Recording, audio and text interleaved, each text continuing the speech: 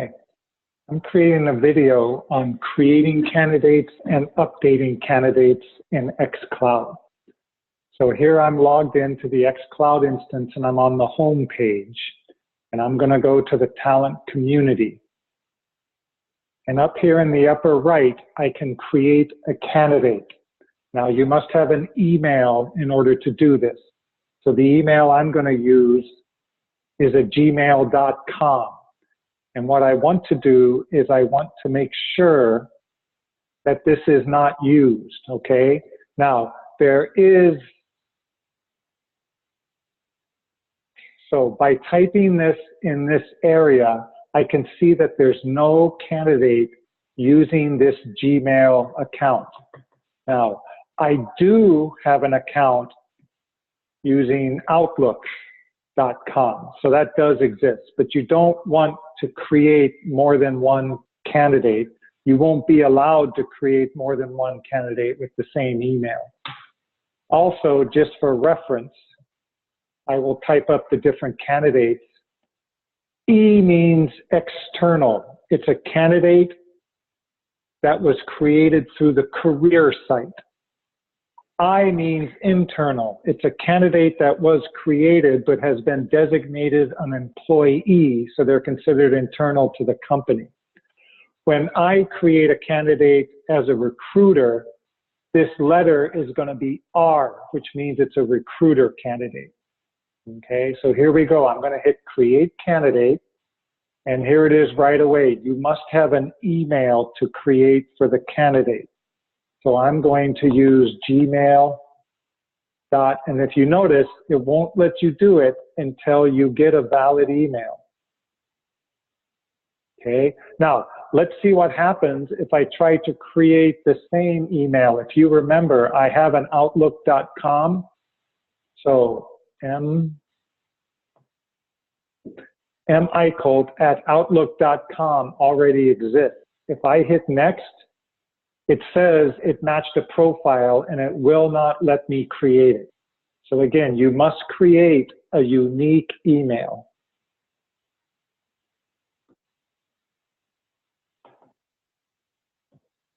Okay, so I'm creating michael@gmail.com. Now, there's red boxes, and when you go to hit save, you won't be allowed to save until you fill this out correctly, okay?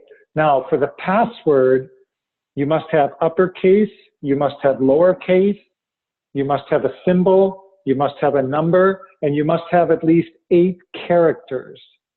And you can find that by clicking this icon, okay?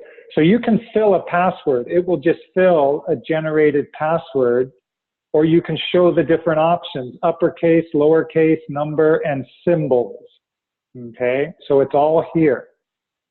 So what I'm going to do is I'm going to put in a password.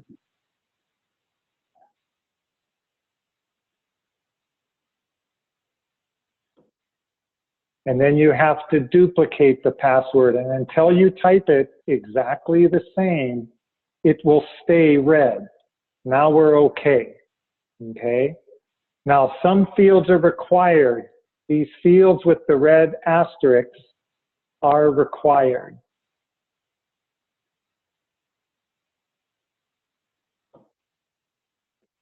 Location. You want to select from the drop-down, because if you don't, if I just type Burlington, okay, this down here won't always let you continue. So what you need to do is you need to find it and select from the drop-down, okay? Now this is not required. This has been auto-filled, okay? For home phone now, you have 2 checkboxes. You have to confirm that you received consent from the person you're creating this for, okay? You also have to put in the date of the consent, okay? The second item is, does this person want to receive job alerts and other items? In other words, do they want to opt in, okay? Now, I can now save and continue. If you're never not allowed to save and continue, it means somewhere up here, you have not filled in the information correctly. And again, the passwords will stay red if they're not correct. But often, this is the area where people don't get it right because they don't select from this drop down. They just fill it in. And then if you notice, it won't always allow you to continue. So always select from the drop down. Now, once you hit save and continue, this candidate has been saved. So I hit save and continue. This candidate has now been saved. Even though it's asking me to continue with more information, this candidate now exists.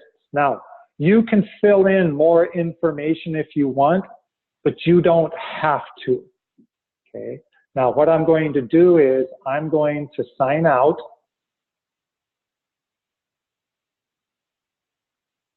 And I'm going to sign back in.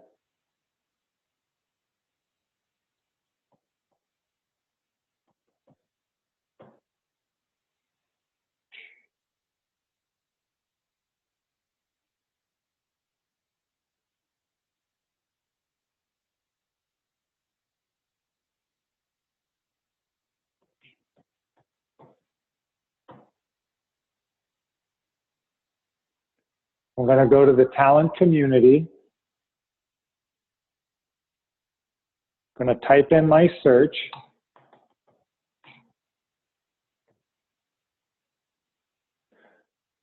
And there it is. There's the Mark Eichholt A that I created.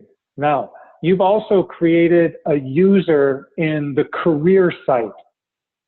So if I actually go to the career site and I go to sign in with what I created,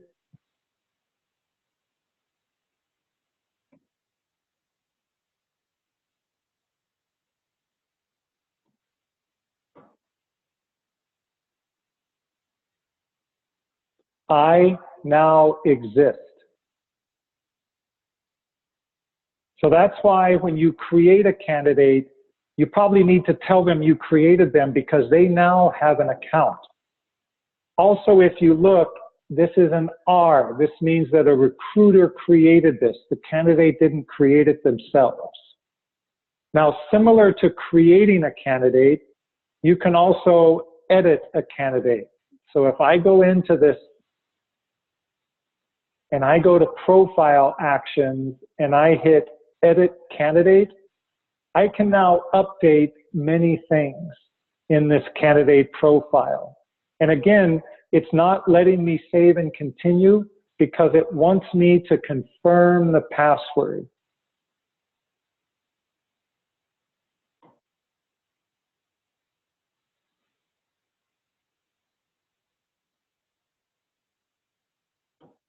So anytime you go in to confirm a candidate, it wants you to confirm the password. And again, always pay attention to this location because this is the sensitive one, okay?